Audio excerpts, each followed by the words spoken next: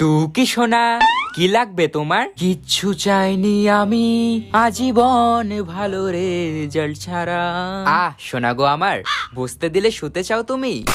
সারা বছর পড়াশোনা করবে না, ইনস্টাতে রিল স্ক্রল করে যাবে, আর এক্সাম সামনে এলে রেজাল্টের টেনশন শুরু। কেন সেন্টা দাদু, তুমি তো সবার উইশ পূরণ করে দাও, আমারটা করতে পারবে না? আরে বাবা, আমার কাজ গিফট দেওয়া, তোর রেজাল্ট ভালো করার দায়িত্ব আমার না। তোর যদি অন্য কিছু লাগে আমাকে বল, মিষ্টি, বিরিয়ানি, রাজুদার পকেট পরোটা, কোনটা খাবি? সেন্টা দাদু, আমার এসব কিচ্ছু লাগবে না, আমার শুধু এক্সামের ভালো রেজাল্ট লাগবে, যেটা দেখে আমার বাবা মা যেন একদম চমকে যায়। হ্যাঁ, সে তো তোর রেজাল্ট দেখে তোর বাবা মা এমনিই চমকাবে। সেন্টা দাদু প্লিজ, সেন্টা দাদু তুমি কিছু একটা করো, না হলে আমাকে বাড়ি থেকে বের করে দেবে। তোর ভালো রেজাল্ট চাই না? হ্যাঁ দাদু, অনেক বছর হয়ে গেছে বিয়ে করেছি, বুড়ো হয়ে গেলাম, এখনো অব্দি একটা বাচ্চা হলো না, আর আমি নাকি তোর রেজাল্ট ভালো করে দেব?